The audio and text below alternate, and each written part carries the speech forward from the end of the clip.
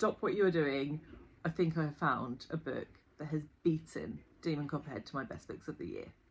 Hello, welcome back to another video. My name is Gemma and today I am going to be reviewing a, quite frankly, outstanding book. A book that I cannot believe does not get more love and hype across the booktube sphere and just in general, because it was incredible. And you already know which book I'm talking about because you've seen the thumbnail and the title, but that book is The Book of Night Women by Marlon James.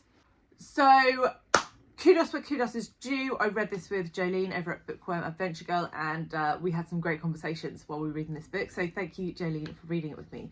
Marlon James is a Jamaican author. He is pretty well known. His book A Brief History of 7 Killings was nominated for the Booker.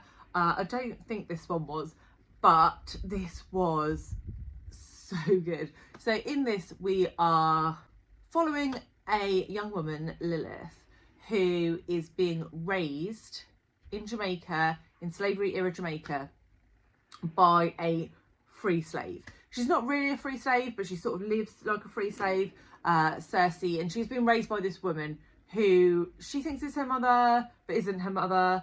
You find that out like really early on, not a spoiler.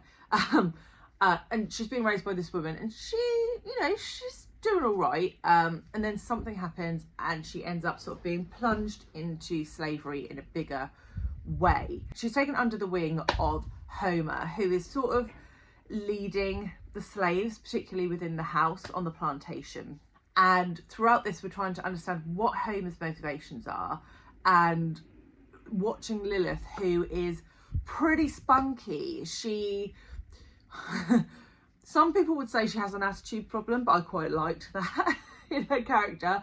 I thought she was excellently depicted and we sort of see what happens with her having that sort of attitude.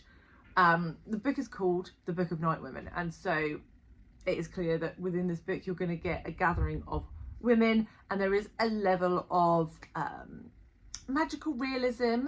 Though I don't want to put you off by saying that, because that quite often doesn't work in a book for me, but it was pretty low level and it really just added to the really dark vibes of this book. So let's talk about themes for a minute. Before I go any further, I would say that though I highly rate this book and I really want lots of people to read it, it is not going to be a book for everyone. There is so much violence in this book.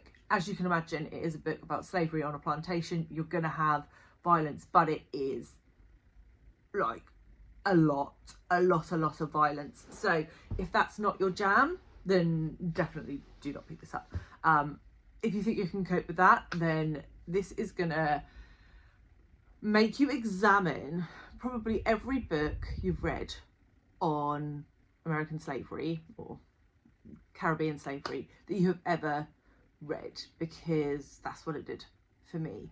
This book takes the white saviour trope and shits all over it, and I loved it for that. I thought it did a really good job of making particularly white people look at themselves and say, fucking hell, how did that even happen? I'm a little bit speechless, to be honest, just thinking about how black people were treated by white people. We all know it, we all know what happened, but to read it in the very blunt way that Marlon James wrote it, it will make you understand it in a way that perhaps you haven't before.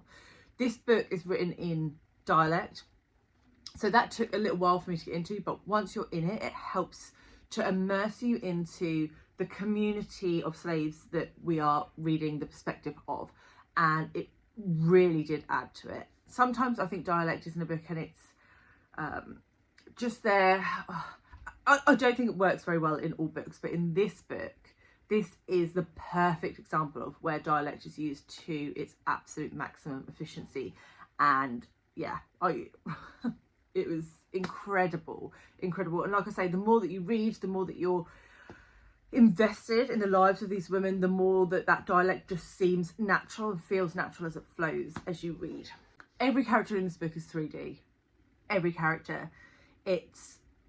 You have Lilith, who's sort of spunky and got some attitude, but every other woman that you meet is slightly different. They have a different chip on their shoulder, is not quite the right way I want to say it, but they've got different motivations for what they're trying to achieve and different ways of behaviour that help them to try and meet those ends. And I just thought that was really well done.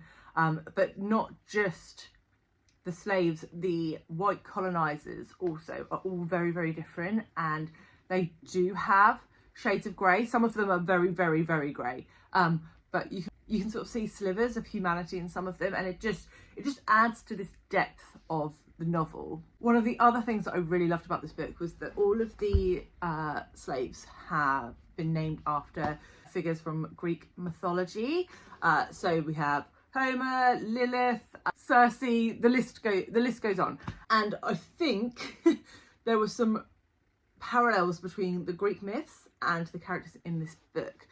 I have to say, I don't know enough about sort of the characters within Greek myths to draw all those parallels, but it is one that I would like to sort of go away, read some of those myths and then go back to the book and see where those parallels can be drawn, because they were definitely in there. Definitely in there. Was there anything that I didn't like about this book? No. This was a perfect book for me. 5 stars. As I said, this has probably just edged ahead of Demon Copperhead for me, which I've been raving about all year. So at least you get to hear me rave about a different book for the second half of the year. But I've never read anything like it. It was unique, it was powerful, it was emotional. I mean, what else can you possibly want from a book? This had everything. It made you think, but it was compulsive and it was plotty. It had everything. This book has everything. The only slight thing was that the dialect took like a minute to get into, but as I said before, that then added to it, so that was also a plus, not a minus. So I can't think of anything I didn't like about this book. I thought the ending was brilliant.